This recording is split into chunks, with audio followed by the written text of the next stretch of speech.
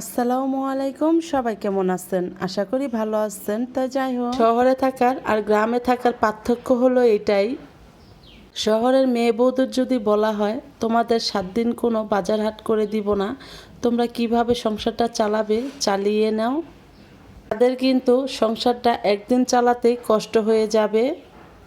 কারণ হলো শহরের সব কিছুই কেনা, পানিটা তরি কিনে খেতে হয়। আর এই একই কথা যদি গ্রামের মেয়ে বউদের বলা হয় যে তোমাদের 7 দিন কোনো বাজার হাট করে দিব না, কিভাবে চালাবে চালিয়ে নাও, তারা কিন্তু অনায়াসে সুন্দর মতো চালিয়ে নিতে পারবে তাদের সংসারটা। কারণ টাকা না হলেও গ্রামে চলা যায়, কারণ প্রকৃতি দেওয়া অনেক শাকসবজি আছে যা কিনে খেতে হয় না। তাই যাই হোক, কিছু কিছু শহরের মানুষ আছে গ্রামের মানুষকে ছোট করে দেখে, তারা এমন ভাব নিয়ে চলে যে গ্রামের মাটিতে তাদের কখনো পাই পড়ে নাই।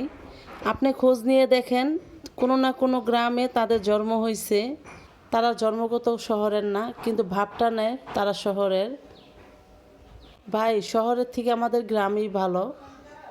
গ্রামে মন খুলে নিঃশ্বাস নেওয়া যায়, প্রাণ খুলে কথা বলা যায়। শহরের মানুষ চাকচিক্য থাকতে পছন্দ করে, গ্রামের মানুষ চাকচিক্য থাকতে পছন্দ করে না, কারণ তারা ভবিষ্যৎ চিন্তা করে। আর শহরের মানুষ যখনকারটা তখনই পেতে পছন্দ করে, তাই তাদের বৃদ্ধ বয়সে বৃদ্ধাশ্রমে থাকতে হয়। আর গ্রামের মানুষ বৃদ্ধাশ্রম কাকে বলে তাই চিনে না, থাকা তো দূরের কথা। এই তো দেখেন, আজকে রান্না করার মতো আমার কিছুই ছিল না, তা আমি যে কচু গাছ বুনেছিলাম সেই কচু গাছের ডাগা কেটে নিয়ে আসলাম, মলা মাছ দিয়ে রান্না করে নিব।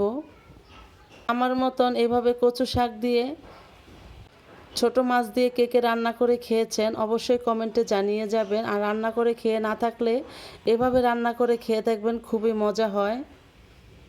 আর আমার কথায় যদি কারো মনে কোনো কষ্ট পেয়ে থাকেন অবশ্যই নিজ গুণে ক্ষমা করে দিবেন।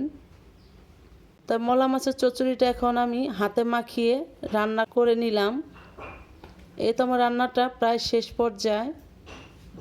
আপনাদের কাছে আমার রেসিপিটা কেমন লাগলো কমেন্টে রেখে যাবেন। তা সবার কাছ থেকে আজকের মতো বিদায় নিলাম। সবাই ভালো থাকবেন, সুস্থ থাকবেন। ভিডিওটা এ পর্যন্তই। আল্লাহ।